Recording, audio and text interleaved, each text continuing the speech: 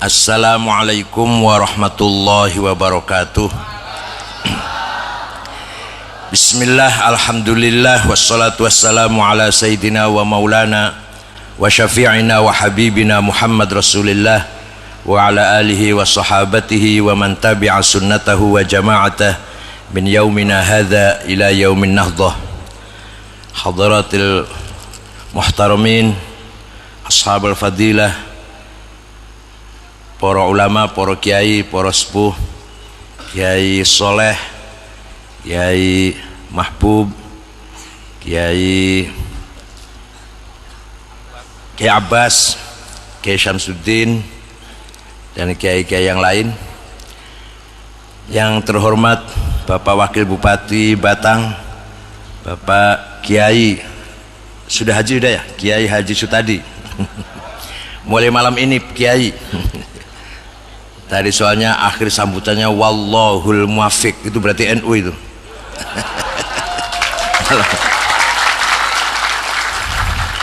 Kalau bukan NU wabillahi taufiq wal hidayah, itu bukan NU. Muhammadiyah biasanya. Bapak Kapolres, Bapak Dandim yang saya hormati, rekan-rekan pengurus Nahdlatul Ulama, Badan Otonom Muslimat Fatayat Ansor Banser Ibnu Lajnah, para hadirin yang saya hormati. Manusia itu bahasa Arabnya insan. Apa? Insan itu berasal dari kata kerja fi'il madhi, kata kerja tuh anas, nggak usah ditambahin urbaningrum, anas gitu aja. Adjektifnya, bentuk kata sifatnya, kalau laki-laki maskulin anis, kalau perempuan muannats feminin anisah. Anas, anis, anisah, insan maknanya sama, harmoni, intim, akrab, bersahabat, rukun, tidak bisa hidup sendirian, maunya hidup bareng-bareng, gotong royong. Mau membangun rumah tangga juga harus bersama-sama, apalagi membangun daerah, membangun keluarga saja harus gotong royong.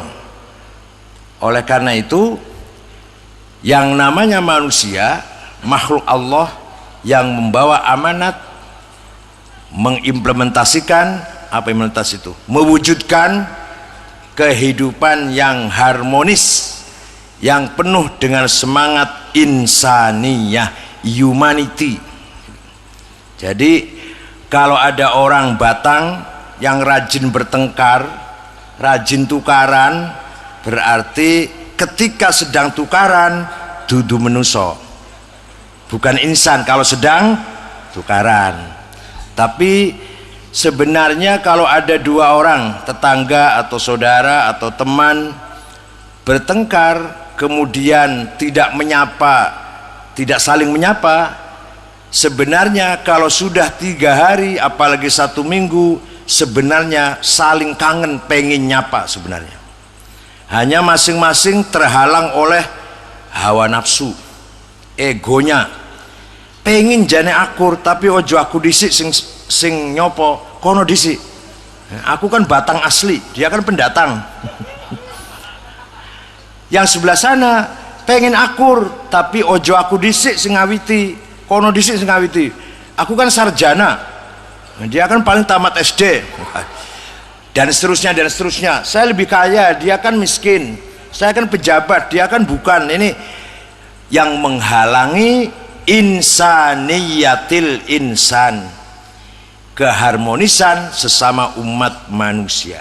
Yang menghalangi adalah kepentingan, macam-macam kepentingan itu, kepentingan bisnis, kepentingan politik, kepentingan suku, kepentingan kelompok, kepentingan daerah, kepentingan keluarga besar, semuanya adalah namanya hawa nafsu. Alhamdulillah malam hari ini saya menyaksikan, kita semua menyaksikan Masyarakat Islam Batang insan betul. Betul-betul insan. Akur nggih?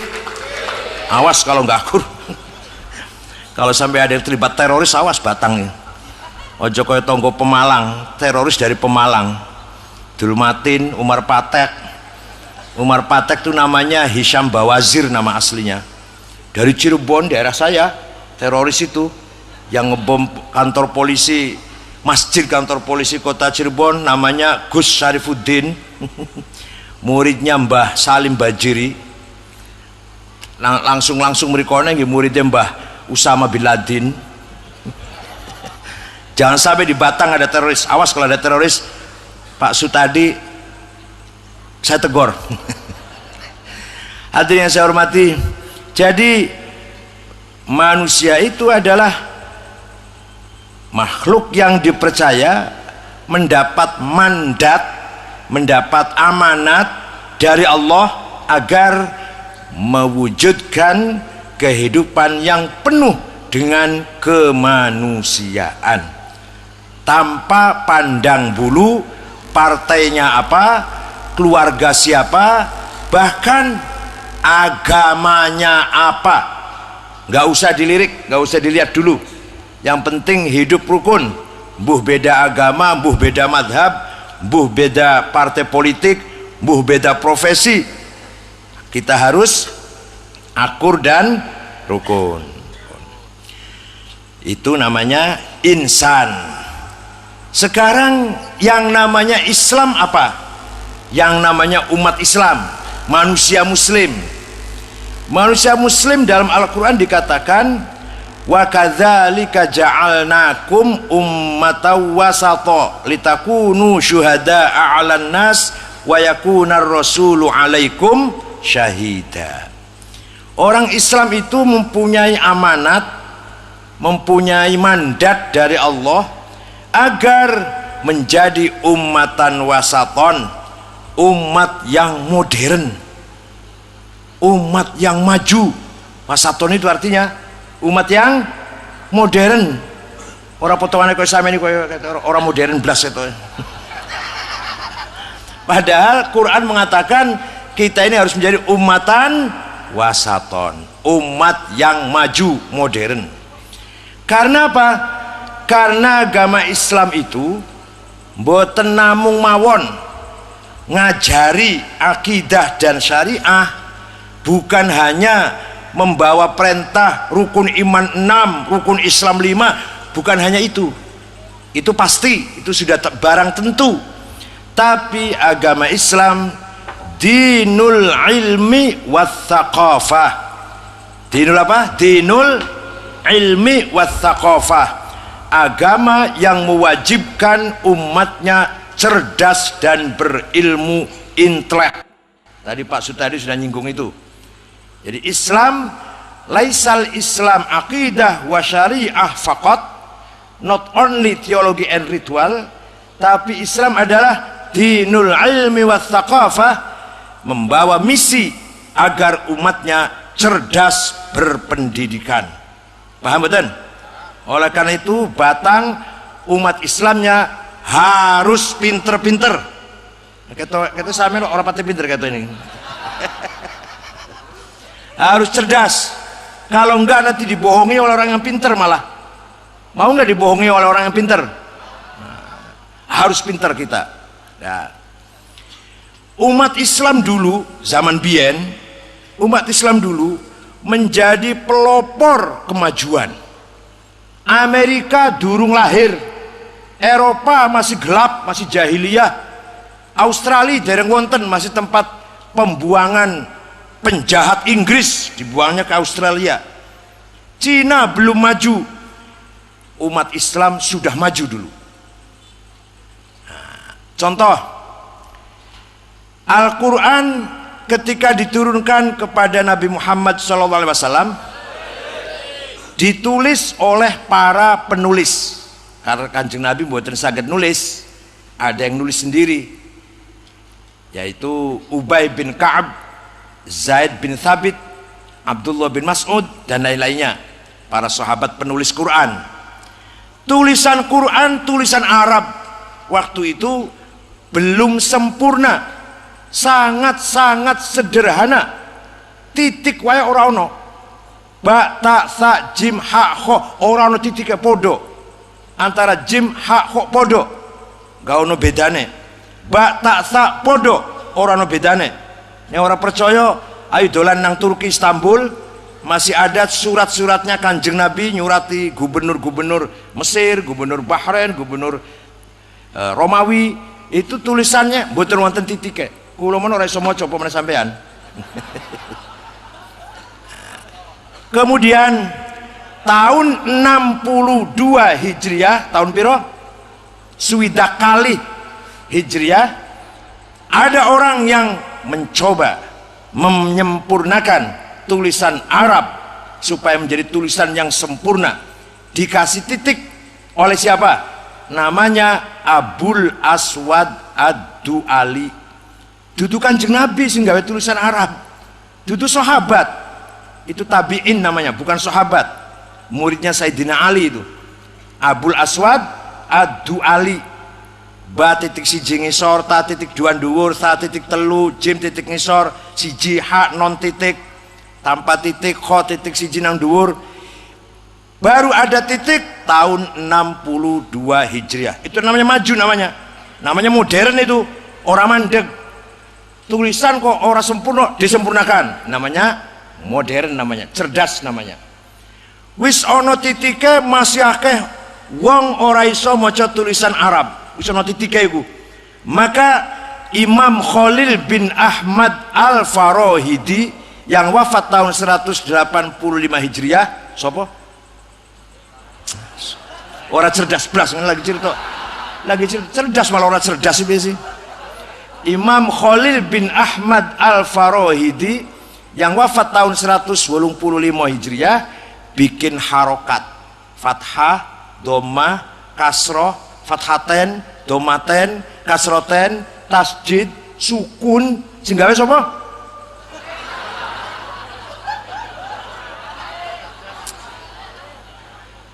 Wis ono titik, wis ono harokat.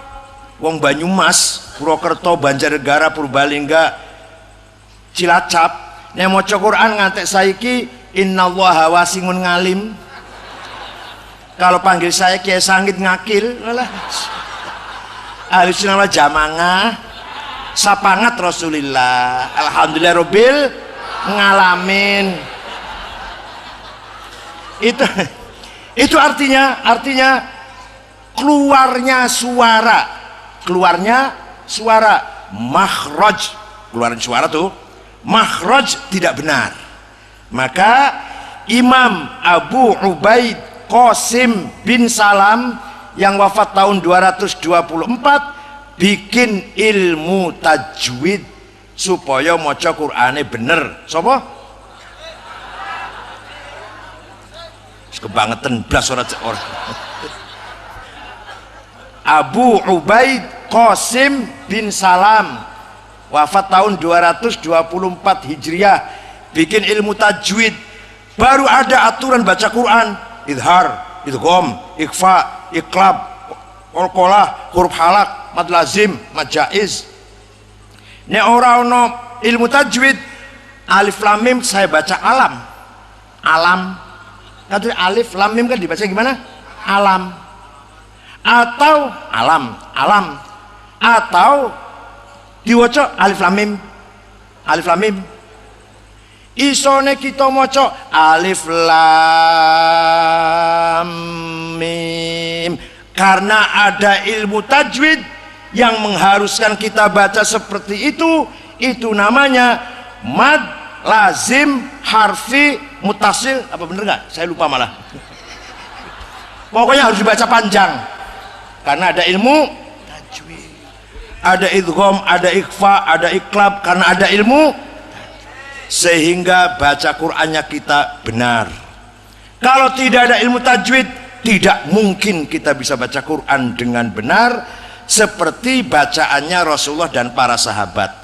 Maka bisa bener maca Quran koyo Kanjeng Nabi, koyo para sahabat, kudu nganggo ilmu tajwid, harokat titik sing gawe ulama dudu Rasulullah dudu sahabat sing damel sinten. Nek ora ana ulama ora iso maca Quran. Tenan iki. Tenanan iki. Nek ora ana ulama iso maca Quran mboten? Mboten saged. Wes siji contoh, ana maneh.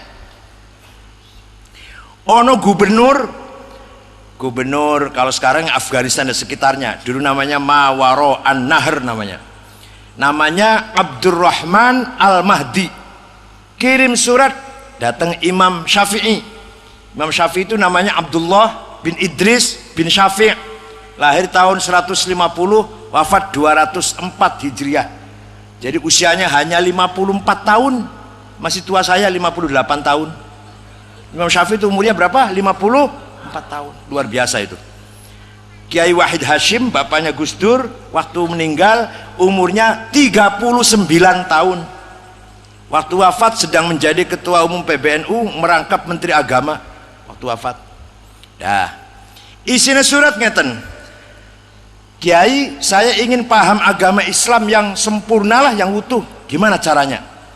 Imam Syafi'i memanggil muridnya, namanya Rabi' bin Sulaiman Al-Muradi. Rabi' sini, ada surat gubernur, ayo kita tulis surat balas gubernur. Naktub ar-risalah, ayo kita nulis surat risalah. Nah, Imam Syafi'i mendikte imla, Rabi' nulis. Akhirnya risalah suratnya Imam Syafi'i menjawab gubernur Abdurrahman Al-Mahdi berjumlah 300 halaman. 300 halaman suratnya Imam Syafi'i itu. Itulah awal mula, asal mula, cikal bakal ono ilmu sing diarani ilmu apa? Usul fikih. Usulul fiqh. Apa usul fiqh itu? Metode bagaimana memahami Islam yang benar.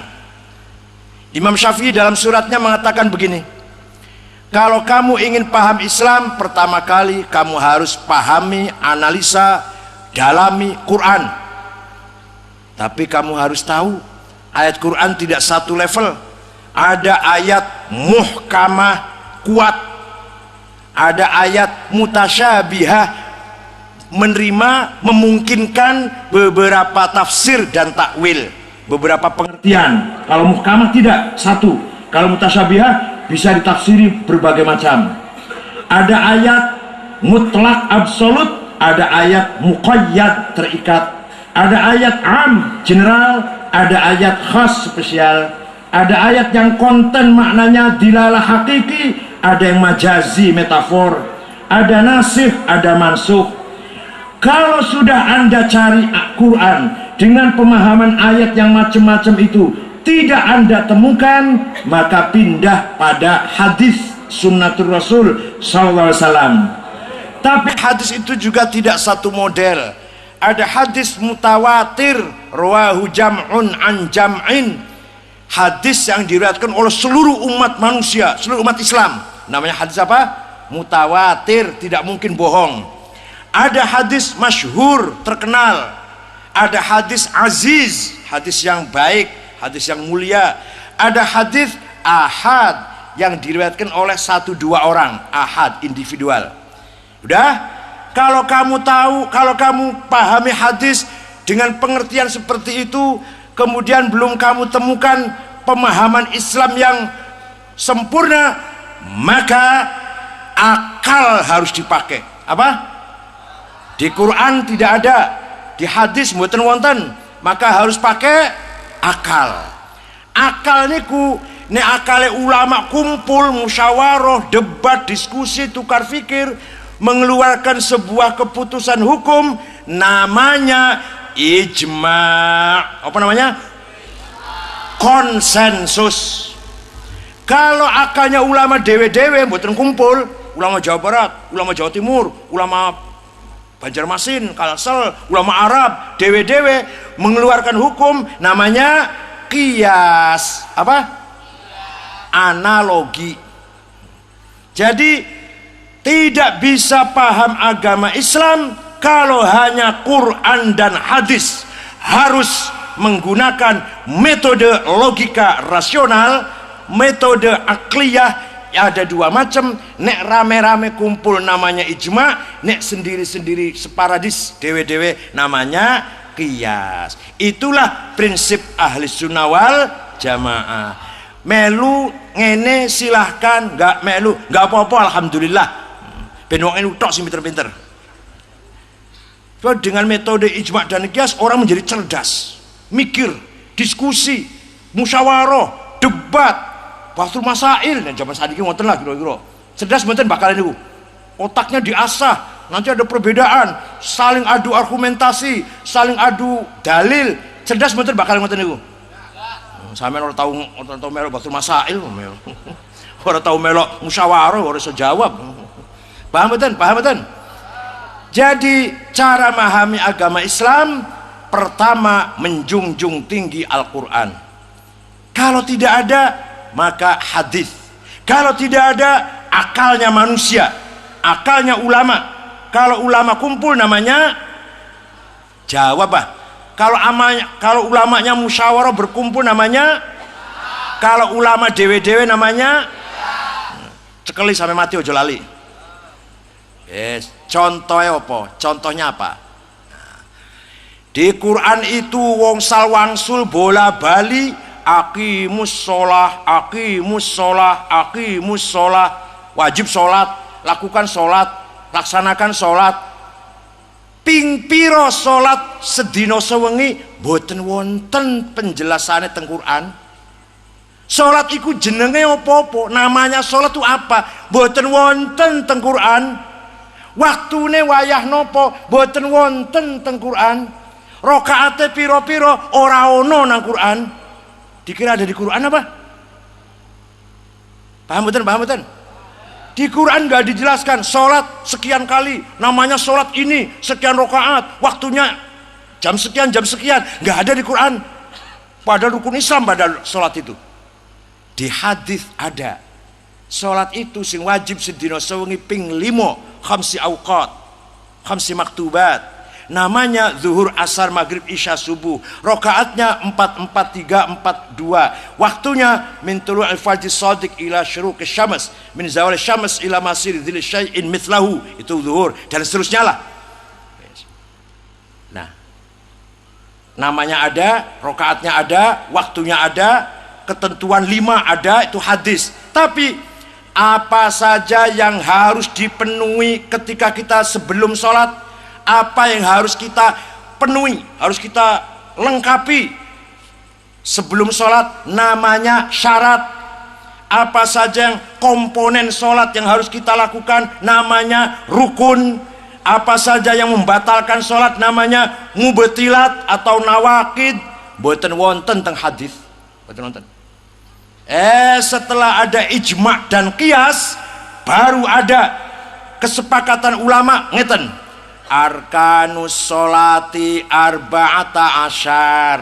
Rukune sholat ono 14. Al awal pertama takbiratul ihram, atsani kedua an-niyah, atsalis ketiga al-qiyam ngadeg liman istata'a bagi yang bisa, ar-rabi'u qiraatul fatihah, maca Fatihah, al-khamisu ar-ruku, as-sadisu at-tuma'ninah. Ada nggak di hadis ini kayak gini nih? Mboten wonten. Niku jenenge ilmu fikih. Bikinannya siapa itu? Bikinannya ulama, bukan bikinan Rasulullah, bukan bikinan sahabat, bukan Quran, bukan hadis. Rukun salat ada 14. Pertama harus takbiratul ihram, kedua harus niat, ketiga harus berdiri bagi yang bisa, keempat harus baca Fatihah, kelima harus ruku, keenam harus tumanina. Itu bikinannya ulama, bukan bikinan sahabat, bukan bikinan Rasulullah, bukan Quran. Nah, sekarang kalau ada orang tidak baca fikih, tidak pakai ilmu fikih, hasilnya ulama, karyanya ulama, langsung delok Quran karo hadis, kira-kira bisa sholat gak kira-kira? Asal ojo ndelok wong salat nang masjid lho. Ana wong arep salat goleki nang Quran karo hadis. Jangan lihat orang di masjid salat, jangan lihat, jangan. Kira-kira bisa salat enggak? Maka kalau orang ngomong, nek ono wong ngomong, mari kita kembali ke Quran dan hadis, goblok. Tenan, bukan karena tepuk tangan, tenan. Aku serius ngomong. Sampai nunggu haji, meneng nang hotel sing paling larang pinggir Masjidil Haram, sing ono jame iku, larang iku sewane. Bosok tanggal 9 mau berangkat ke Arafah wukuf, Muzdalifah mabit, Mina balang jumroh, cari di hadis. Buka Bukhari Muslim, buka Quran. Dari hotel ke Arafah itu ke utara apa selatan? Ke barat apa ke timur? Berapa kilometer? Naik mobil berapa jam? Jalan kaki berapa jam? Kira-kira ono ora nang hadis yang wonten? Wonten mboten ngoten niku? Mboten wonten. Nek sampeyan pengen cepet teko nang Arafah, melu kepala rombongan. Ngintil mawon pun ngintil melok kepala rombongan utawa apa TPIH KPIH ya. Ngintil wis Syekh maktab sing ngatur. Lah ngintil bahasa Jawa. Bahasa Indonesianya ikut saja. Bahasa Arab pengen ora. Pengen ora bahasa Arab ngintil wae apa bahasa Arab? Taklid saja, ikut saja kepala rombongan. Nanti sampai ke Arafah. Ikut saja kepala rombongan. Ayo golek ono nang hadisnya iso teko nang Arafah nang orang ngintil wong. Kesasar teko nang Baghdad bakal ketemu karo jin Baghdad malah. Paham mboten? Melok ngeten monggo, mboten apa-apa, kula mboten kersa tiyang kok. Jenengan percaya kali omongan kula monggo, mboten percaya alhamdulillah ben aja akeh warga NU kakean dah. Saya mau cari ormas yang tidak seperti ini, silahkan, seneng saya malah. Ben aja akeh ngrepoti kabeh. Jadi kita ini tidak bisa sholat, tidak bisa haji, tidak tahu caranya zakat, tidak tahu caranya bagi waris, tidak tahu caranya ibadah, tidak tahu caranya maca Quran sing bener tanpa ilmunya ulama.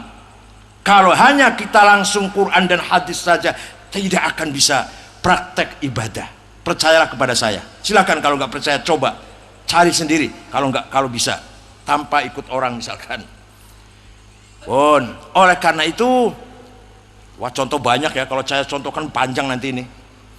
Hadis semrawut, hadis banyak sekali semrawut. Ada yang betul-betul Kanjeng Nabi ngendikan, ada yang palsu.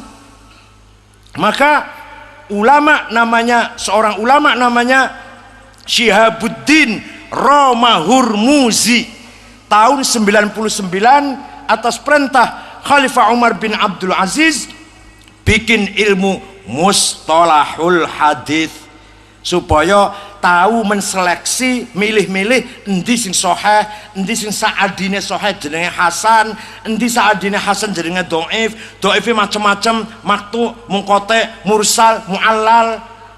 Baru ada ilmu mustalah hadis tahun 99 Hijriah. Baru kita bisa menseleksi hadis mana benar, mana yang setengah benar, mana yang harus kita tolak. Namanya ilmu mustalah hadis. Yang bikin namanya ya Allah, Syihabuddin Romahurmuzi. Juga orang yang pertama kali membuat terobosan-terobosan ilmu pengetahuan juga ulama. Orang pertama kali bikin matematik aljabar, sapa iku? Wong Eropa, wong Inggris? Bukan. Namanya Jabir bin Hayyan al-Azdi.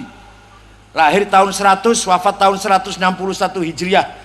Beliau bikin matematik namanya aljabar, seperti nama dirinya Jabir. Orang pertama kali bikin kacamata optik dikira Amerika belum lahir. Lahir Amerika itu abad 17. Yang bikin kacamata pertama kali siapa? Al-Hasan bin Haytham. Orang pertama kali menggambar bumi, peta bumi, siapa? Abdullah Al-Idrisi. Orang pertama kali menggambar planet ruang angkasa, siapa? Abdurrahman ibnu Hawqal. Orang pertama kali nulis tentang penyakit cacar hisbah, Abu Bakar Ar-Razi. Kitabnya namanya Al-Hawi. Orang pertama kali bikin alat musik organ, dikira Eropa apa? yang bikin organ pertama kali, namanya Al-Qanun bahasa Arabnya, Abu Nasr Al-Farabi. Orang pertama kali bikin navigasi, alat petunjuk arah di lor, di kidul, di wetan, di kulon. Bagi para pelaut atau penerbang sangat penting. Pilot yang bawa pesawat terbang atau kapten yang bawa kapal sangat penting. Siapa yang bikin alat pertama kali itu? Namanya Ahmad bin Majid.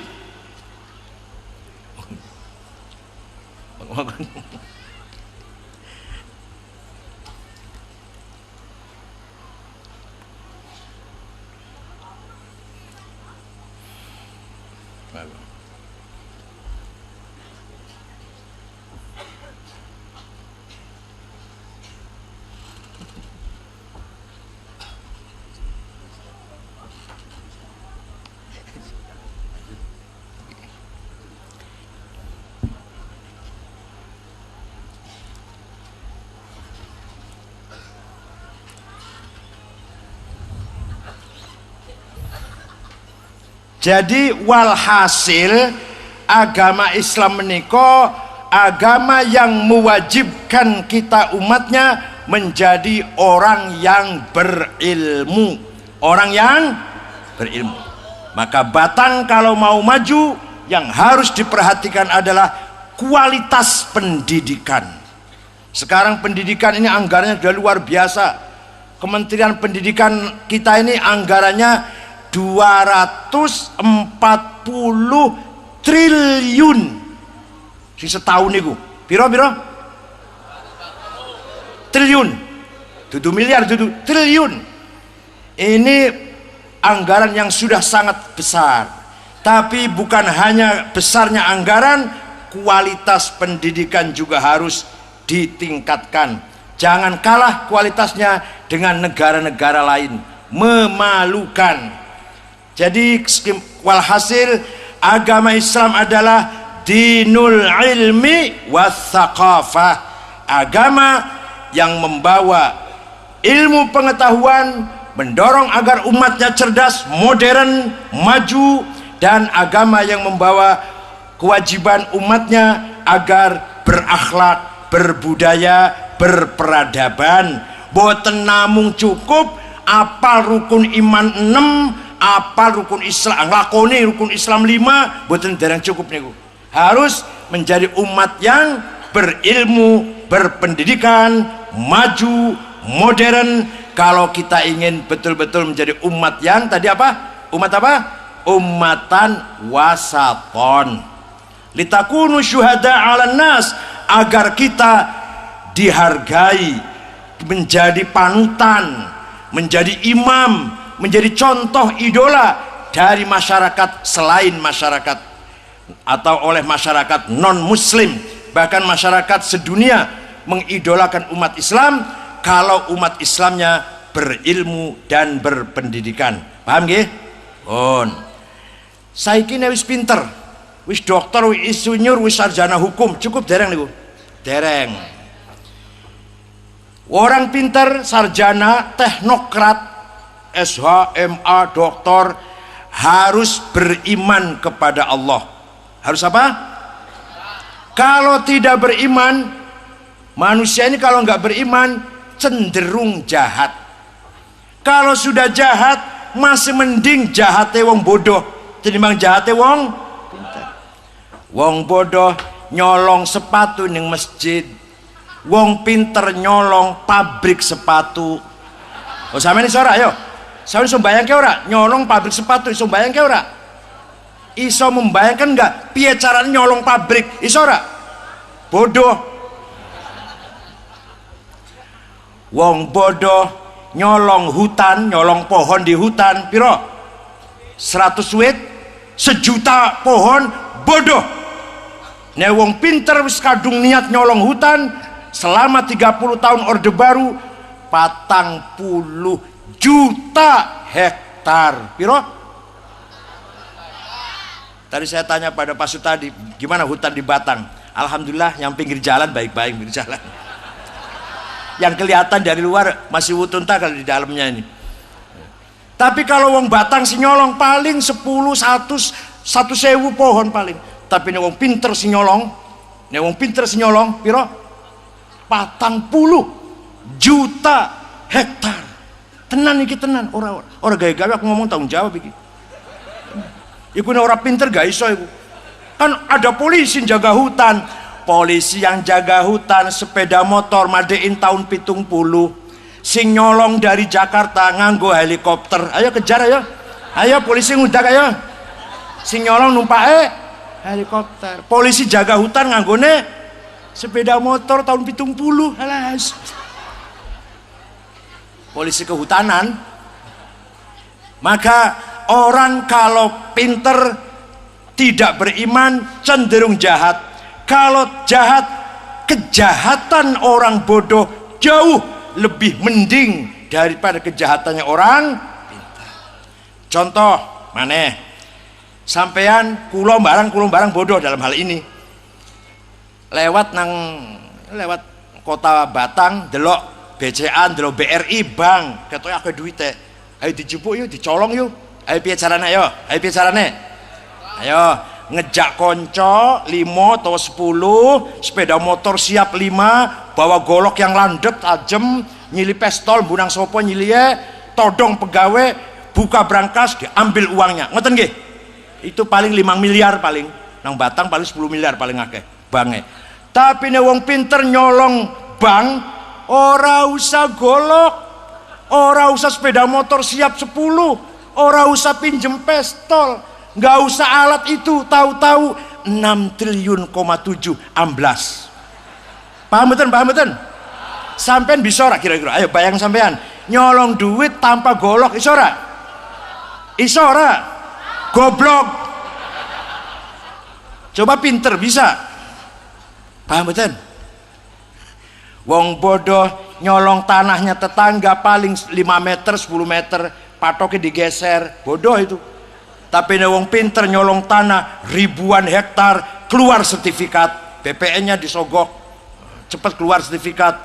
Ya, pinter. Coba sampean jadi wong pinter, kok gampang nyolong akeh ngono. Boten.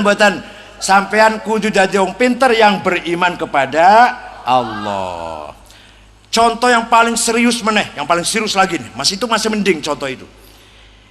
Boso ilmu pindah nang Eropa. Jadi maune wong pinter wong Islam maune di Baghdad, di Mesir, di Syria, di Maroko, boso ilmu pindah ke Eropa abad 16. Sing dipikiri karo wong sing dingen-ngen karo wong Eropa opo?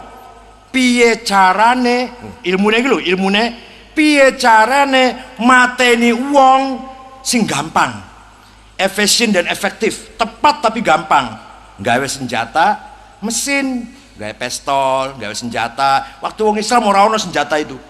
Waktu wong Islam gawe mek panah, tombak, pedang, ngoten nggih.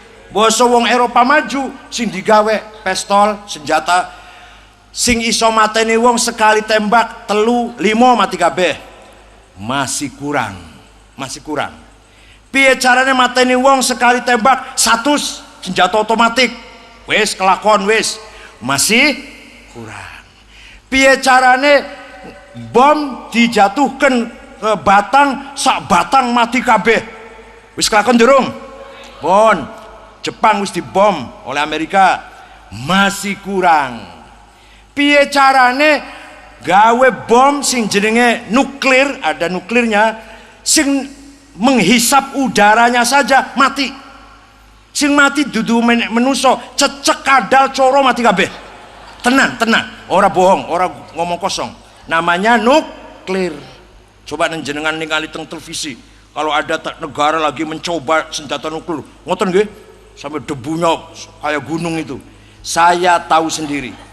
Ketika Saddam Hussein presiden Irak menghabisi suku Kurdi di kecamatan Halabjah tahun 83, bukan bom nuklir, baru gas kimia dicoba. Sepiro sih ampuhnya, kata Saddam Hussein, dia bisa bikin kan.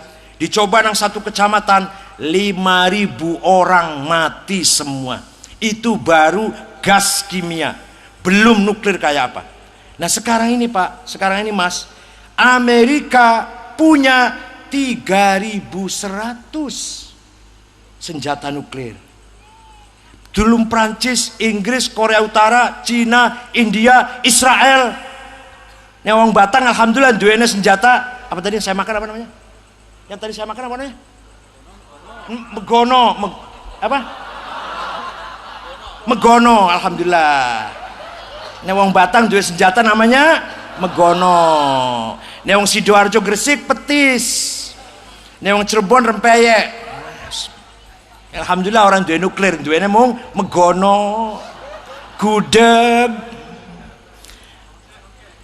Jadi orang kalau tidak beriman pasti cenderung jahat.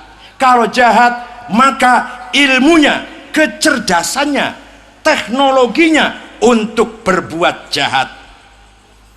Saya ngomong di Eropa, saya pernah diundang Parlemen Eropa di Brussels, Belgia.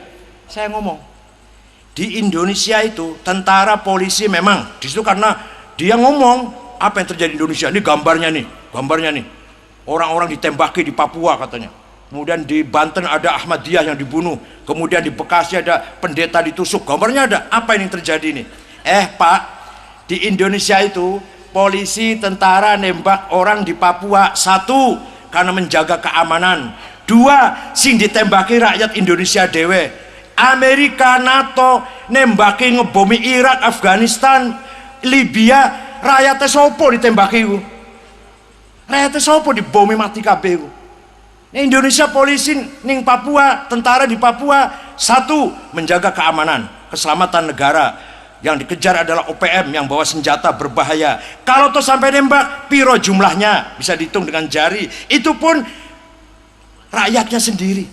Nah, Amerika ngebom Irak, NATO seluruh Eropa, NATO itu artinya tentara NATO, tentara seluruh Eropa ngebomi Libya, rakyatnya sopo itu? Manusia sedulur apa? Rakyat Libya bukan rakyat Amerika, rakyat Irak, rakyat Afghanistan, bukan Eropa, bukan Inggris, bukan Prancis, dibomi saenake. Mereka lah justru yang melanggar HAM yang seberat-beratnya sebenarnya. Tapi maklum wong menang angel dikalahkan orang sampean sampean kalahan gitu potongannya langsung. Maka kita ini pasti kalahan karena kita tidak punya kekuatan dan kita tidak menguasai teknologi. Kita selamanya akan dibohongi. Di negara kita ini sangat subur, sangat kaya. Tapi kekayaan itu yang menikmati para investor. Sing jupui kekayaan kita ini kebanyakan para investor asing. Yang namanya Freeport di Papua, konon katanya, konon jare, aku ya jare orang tahun merono, belum tahun merono, setahun iku 1,5 juta ton emas. Negara Indonesia hanya dibagi 15 triliun setiap tahun. Sing liyan go kabeh nang Amerika, PT-nya namanya Freeport. Belum dulu pernah Caltek menghabiskan gas di Riau, Arun menghabiskan gas di Aceh, wis entong wis entek wis, gas ning Aceh, gas ning Riau wis entek, wis bubar wis, Caltek karo Arun mulih wis PT iku. Tinggal Exxon di Cepu, di Natuna, Newmont di Bima, ngerugi kekayaan kita. Negara tidak mendapat bagian yang masuk akal yang wajar. Hanya dapat 1%, 3%, kecuali Exxon Cepu yang kita dapat 45, mereka dapat 55. Itu adil sekali itu kalau yang itu. Kalau lainnya kita ini sering dibohongi, diakali. Dulu Bung Karno memberi izin Freeport seluas 10.000 hektar. Sekarang prakteknya Freeport wis nambang 2,5 juta hektar. Ya, aku orang ngurus Freeport ini katanya ini. Kata Pak Gwiganggi yang ngomong sama saya itu.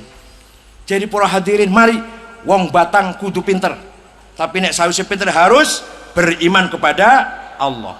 Bisa mengelola kekayaan sendiri. Bisa ada Batang orang maju-maju karena sampean mboten Jawa Pak. Bisa ada Batang orang maju-maju masih terhitung daerah tertinggal karena sampean mboten. Alah, ngono ngaku lah. Hadirin kang kula hormati. Sawise beriman, sawise pinter, doktor, insinyur, SH, MA, lan beriman rajin yang masjid, umroh setiap tahun, haji ping 14, traweh ya wekel, wis lah, ngaji Quran ya rajin. Satu lagi, belum cukup itu. Satu lagi, hatinya mulia, akhlaknya mulia, jiwanya bersih. Ini ono wong pinter, misalkan ning Batam ono insinyur pinter, ya sholat, ya umroh, ya haji, tapi saben dino ngadu domba, saben dino hasud, dengki, ngadu domba, suudzon, takabur, sombong. Seneng mboten sampean? Seneng mboten wong kaya ngono kuwi? Salat, orangnya salat, rajin salat orangnya. Dan beriman dan berilmu pinter, tapi saben dino mecah belah, bikin pecah masyarakat, bikin kisruh. Seneng mboten niku? Mati wae wong kaya ngono, wis mati wae. Ora usah urip meneh wong kaya ngono iki. Kita tidak membutuhkan orang jahat. Kita butuh orang yang bermoral. Negara ini bisa bangkrut, dudu tukang becak, dudu tukang sampah yang membangkrutkan ekonomi Indonesia ini. Siapa? Orang yang akhlaknya bejat. Orang akhlaknya apa sampean sing rusak Indonesia ini? Tukang becak, tukang bakso lah, es krim, apalagi tambal ban, potongan ini. Apa iki sing bangkrutkan ekonomi Indonesia? Sampean? Potongan sampean tukang bakso, tukang serabi, tukang yang merusak, membangkrutkan ekonomi Indonesia adalah orang-orang yang tidak berakhlak, tidak bertanggung jawab, tidak berakhlakul karimah, hatinya kotor, rakus. Indonesia nih Pak, Indonesia Mas, sangat subur, sangat kaya raya. Opo wae ono, emas ono, berlian ono, batu bara, gas, minyak, mangan, titanium, uranium, ono kabeh.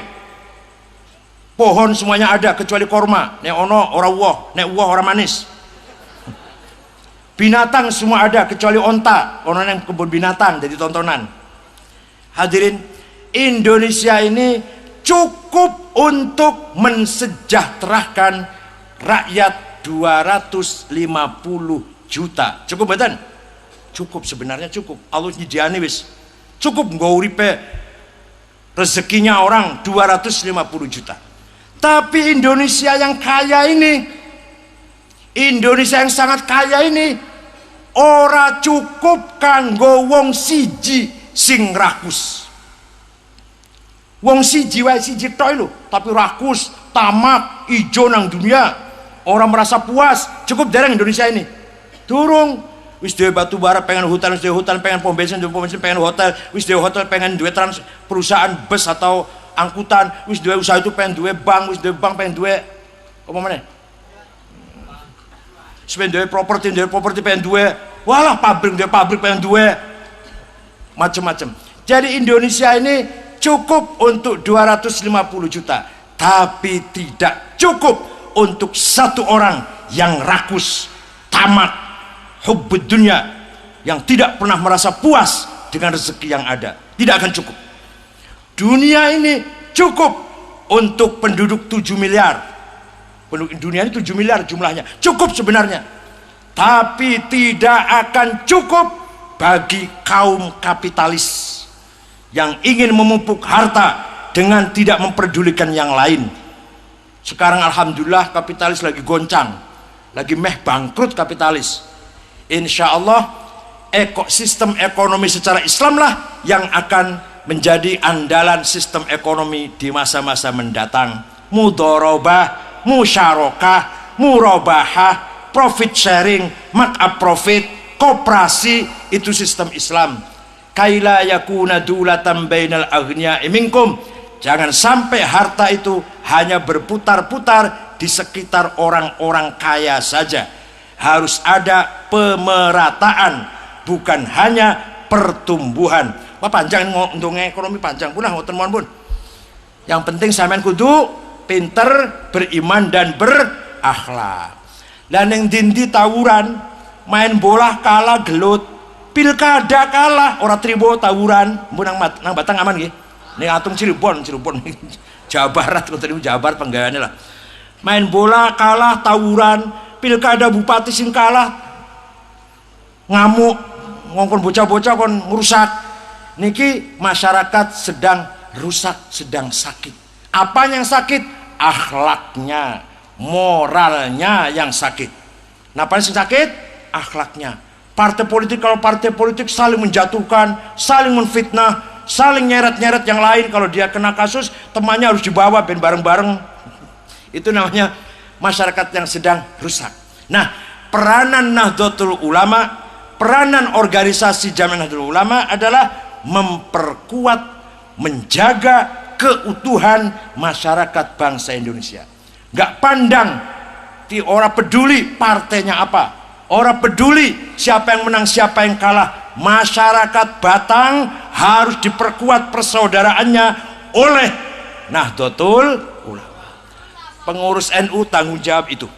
Pengurus NU Kiai Samsudin dan Pak Taufik, saya nggak datang Pak Taufiknya, harus bisa mampu memperkuat persaudaraan sesama warga masyarakat Batang. Busing menang dukung Pak Sutadi Buora, semua adalah masyarakat Batang. Bu penduduk asli, bu pendatang, partai yang bu Demokrat, bu PDI, bu apalagi Golkar, bu P3, semua adalah masyarakat Batang. NU harus menjadi rumah besar, tenda besar, payung besar bagi semua warga Batang, apapun politiknya, bila perlu apapun agamanya. Ono wong Kristen, ono wong Hindu nang Batang, semua dipayungi oleh Nahdlatul Ulama. Yes, ini kalau mau betul-betul kita mau membangun masyarakat yang kokoh. Caranya gimana? Nah, caranya gimana? Gampang. Ono carane. Carane piye ngakuraken wong itu piye carane? Gampang. Saben malam Jumat jamiahan, tahlil, istighosah, berjanji, deba, yasinan, burda, simtuduror, si Toto karo si Karto, si Toto karo si dino Selasa berantem, meh paten-patenan dino Selasa. Hari Selasa si Karto dengan si Toto gelut, hampir saling membunuh, musuhan lah. Bengi Jum'ah ketemu nang tahlil, salaman mboten? Padahal Selasa winginan iku bar berantem, bar gelut lah berantem. Bengi Jum'ah ketemu nang tahlil, salaman mboten? Masih asem salamannya, masih kecut. Bengi Jum'ah sing arep teko ketemu maneh, di sana ada kematian tahlil, di sana ada syukuran rumah Maulid Nabi, di sana ada yasinan, ketemu maneh, selesai sudah permusuhan itu dengan sendirinya. Pecah karena pilihan bupati bedo, tegang, konflik, pilihannya beda dulu. Tapi saben pengajian semuanya datang, saben istighosah tahlilan semuanya datang. Yang kemarin dukung Pak Tardi atau tidak, semuanya kumpul. Salaman mboten? Terus ketemu. Tiap syukuran, tiap tahlil, tiap yasinan, tiap jamiahan, ketemu terus, selesailah sudah. Konflik yang kita kemarin akibat pilkada atau akibat apapun, selesai sudah. Maka kita warga NU harus menghidupkan jamiahan. Tengah iki urip mboten jamiahane? Urip mboten Ki Samsudin? Alhamdulillah, tiap malam Jumat barzanji, apalagi syuriah kudu apal barzanji. Ini ora apal ojo diamplop Ibu. Nek sampean ngundang kiai kok maca barzanji masih maca ojo diamplopin. Tapi nek ketoke apal-apalan diamplopin sing akeh. Wa amma ta'ifatu thaqifan falam yuhsinu bil ijabati qirah wa ghraw bihi sufaha wal abida fasabbuhu bi alsinatin badiyah wa ramawhu bil hijarati hatta khudibat bid dima'i ala.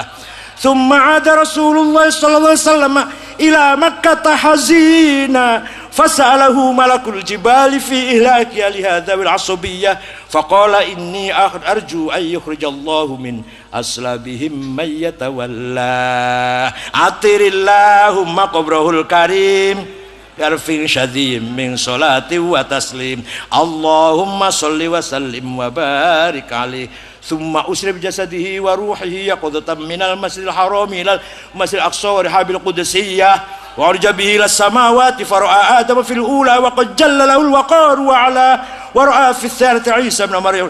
Diamplopin apal soalnya enggak kalau saya enggak butuh amplop.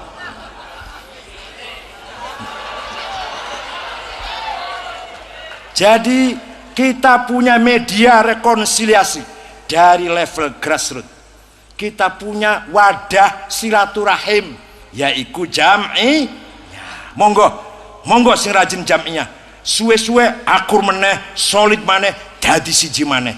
Itulah yang kita harapkan, bangsa ini bersatu, Batang bersatu, Pekalongan bersatu, Pemalang bersatu, akhirnya sa Indonesia bersatu. Caranya piye? Ayo podo tahlilan kabeh. Wes bersatu. Sing bedakno, ayo bedakno. Ono desa gelem tahlilan rajin. Desa kono ora gelem. Ayo ono bedane jauh jelas. Yang di sana kalau bertengkar lama akure. Nang kene ne bertengkar rong dina sakur meneh. Paham mboten? Monggo sing hafal. Asyraqal badru alaina fahtafat minhul buduru mithla husnik ma ra'aina ya wajhas sururi anta syamsun anta nurun anta iksirun anta misbahus suduri. Suaranya enak, lagunya enak, mulai nggawa berkat. Masya Allah. Ya Allah. Itu berkat multi gizi. Ngerti mboten? Dagingnya ono, ayame ono, ikan masnya ono, rambutannya ono, salake ono, jeruke ono, senajan siji multi gizi. Dipangan ning anake sampean bakal lemu-lemu anake. Anake bapak kula lemu orang sing kurus. Anake bapak kula niku 5 lanang kabeh. Alhamdulillah mboten kula sombong nggih, mboten kula sombong. Anaknya bapak saya itu padahal ayah saya kiai kecil, kiai setingkat kabupaten lah. Tapi anak ilmu niki dadi kiai kabeh. Yang pertama Kiai Ja'far, pesantrennya ya 1200-an santrinya, ketua Majelis Ulama Cirebon. Adik saya Mustafa Akil, Khatib Syuriah PBNU, mantunya Mbah Maimun Sarang, adik saya itu, keluaran Mekah dulunya. Adiknya lagi karena cacat sejak kecil punggungnya melengkung, orang tahu mondok, ngaji nang wong tuwa tok. Tapi saiki mulange Fathul Qorib, Fathul Muin, padahal cacat. Sing terakhir keluaran Al Azhar Mesir S1, saiki kepala aliyah negeri di Cirebon. Saya di Jakarta lumayan lah, lumayan. Tenimbang sepi lah, lumayan lah. Tapi pikir ayah saya kok lumayan semua anaknya. Padahal banyak beberapa kiai anaknya nggak mesti alim kabeh. Anak ilmu paling sing dadi siji, wonten nggih, wonten nggih.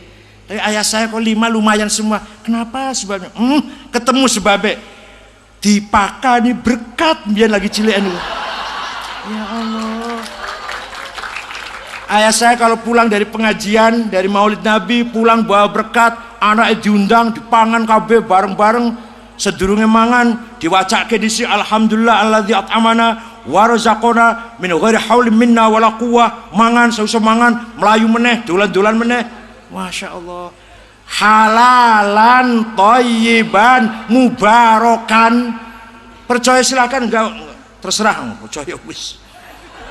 Nek ora percaya wis ora usah maksa aku. Ana wong ora percaya. Waktu bapak saya mati, Kang Said, enggak saya tahlilin. Kenapa? Saya tidak percaya doa itu sampai kepada orang mati. Saya enggak percaya itu. Jadi sampean orang percaya Allahumma gfir lahu warhamhu wa'afihi wa'fuanhu waj'al jannata ma'wa mathwa. Sampean betul percaya? Ora, enggak percaya. Ya sudah, kalau enggak percaya saya doakan mudah-mudahan bapak sampean masuk neraka kosong, kebuki malaikat hancur, jerit-jerit nang kuburan orang sing nulungi, muga-muga. Ojo ngamuk, orang percaya, orang teko kan? Enggak nyampe kan? Doa nggak nyampe kan nggak percaya bahwa itu nyampe. Ojo ngamuk, ojo marah, tapi saya doakan mudah-mudahan bapak sampai gebuki malaikat, remuk, jerit-jerit tang kuburan dewaan orang senulungi, mengko besok mlebu rokok gosong. Jangan marah, nggak nyampe.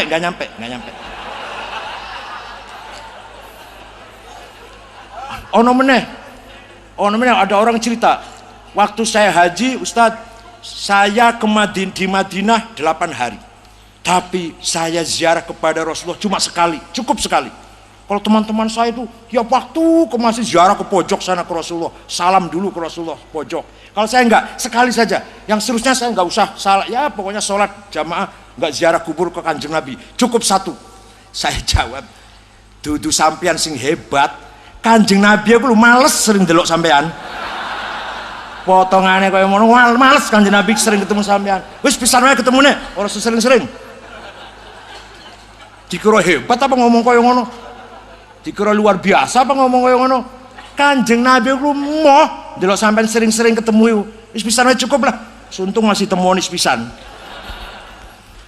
Hadirin yang hormati, mila monggo kita warga Nahdlatul Ulama tetap punya prinsip ahli sunnah wal jamaah. Ahli sunnah itu artinya coro gampangannya pun ahli sunnah itu kita rajin beribadah kepada Allah lillahi ta'ala, bukan karena apa-apa. Sholat, puasa, sing sugih, zakat dan seterusnya, akhlaknya baik. Wal jamaah, monggo mari kita jaga persatuan dan kesatuan bangsa ini. Itu arti wal jamaah, menjaga kebersamaan, menjaga masyarakat, menjaga bangsa agar selamat dari perpecahan. Itu arti daripada wal jamaah. Jadi kita orang NU ini kelompok yang rajin ibadah tapi menjunjung tinggi NKRI, menjunjung tinggi Pancasila, menghormati Bhinneka Tunggal Ika dan menjaga Undang-Undang Dasar 45. Paham betul? Kalau ada orang yang sedikit saja terlintas dalam pikirannya ingin merubah Pancasila, ingin merubah negara ini menjadi negara apa kayak, negara Islam kayak, negara Kristen kayak, itu kita anggap musuh bersama. Bukan hanya musuhnya orang Islam, bukan hanya musuh orang NU, tapi musuh bersama. Ada orang apa? Teroris Drumatin atau Umar Patek dari Pemalang itu musuh bersama, musuh kita semua. Ada ormas yang ingin merongrong keamanan negara, merongrong Pancasila, tidak menghormati kebinekaan, keberagaman, musuh bersama. Paham betul? Nah, sekarang undang-undang ormas lagi digodok di DPR. Minta pendapat pada saya, pada NU. Saya jawab, ormas yang keberadaannya memperkuat NKRI, memperkuat Pancasila Bhinneka Tunggal Ika harus diizinkan, harus didukung. Tapi ormas yang dicurigai indikasinya akan merongrong Pancasila, akan merongrong NKRI harus dibubarkan sekarang sebelum menjadi ormas besar. Mumpung masih cilik, mumpung anggotanya 5.000 kan 5 juta kangelan. Hadirin kang kula hormati, lah monggo bareng-bareng kali kula nggih, kula didukung nggih sikap-sikap prinsip yang kita perjuangkan ulama. Warga NU Batang harus sam'an wa ta'atan dengan kebijakan-kebijakan besar dari pengurus besar Nahdlatul Ulama. Ojo ono sing nyimpang, kudu melok PBNU kalau benar-benar orang NU. Kita tetap NKRI, Pancasila, Undang-Undang Dasar 45, menghormati, menjunjung tinggi kebinekaan, keberagaman. Indonesia ini macam-macam, dudu wong Jawa tok, ono Madura, Sunda, Batak, Dayak, Bugis, Ambon, Papua, semua saudara kita. Ono turunan Cina, turunan Arab, turunan India, semua saudara kita. Ono Islam, Katolik, Kristen, Buddha, Hindu, Konghucu, semua saudara kita. Paham betul? Semua saudara kita. Wala udwana illa 'alaz zalimin. Tidak boleh ada permusuhan kecuali kepada yang melanggar hukum. Tidak boleh ada permusuhan kecuali kepada siapa saja yang melanggar hukum. Itu musuh kita. Tidak boleh iki orang Katolik, iki Cina, iki musuh kita. Enggak. Iki Cina, iki Kristen, iki diperkosa aja yuk.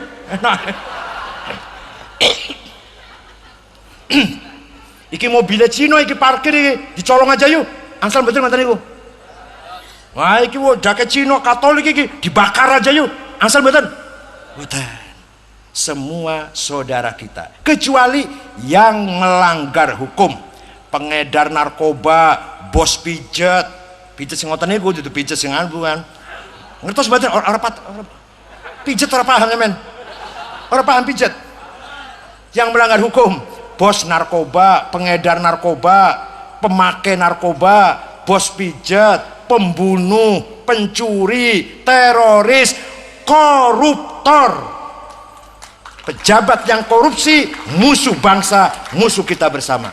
Islam, non muslim, Kristen, Katolik, pengurus NU kayak pengurus Majelis Ulama kayak, kalau korupsi musuh kita bersama. Ono pengedar narkoba ketangkep, tiba-tiba pengurus masjid, misalkan tiba-tiba pengurus masjid, musuh kita bersama. Ada orang Kristen kok baik-baik, nggak pernah macam-macam, saudara kita.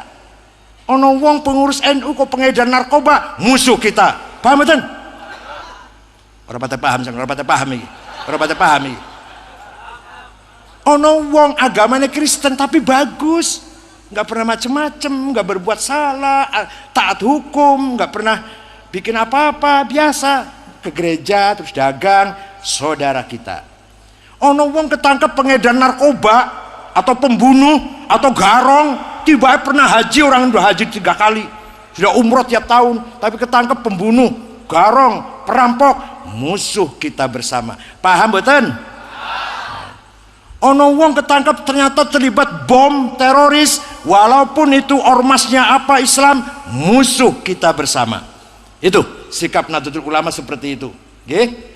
Cekap semanten mawon, mugi-mugi wonten manfaatipun. Monggo salajengipun panjenengan pirengaken nasihat mau'izah saking Hadratus Syekh Ar-Raisul Am di Jami'at Ahli Thariqah Al-Mu'tabar An-Nahdiyah As-Sayyid Al-Habib Syarif Lutfi Ibn Ali bin Yahya atalallahu baqa'ah, panjang umur sehat walafiat, zukhral lil ummah, untuk sebagai aset bangsa dan umat Islam. Nyuwun pangapunten bila wonten perkataan yang kurang berkenan atau kasar atau kurang berkenan, nyuwun pangapunten. Terima kasih. Syukron wa dumtum fil khairi wal barakati wan najah. Wallahul muwaffiq ila aqwamit thoriq. Wassalamualaikum warahmatullahi wabarakatuh.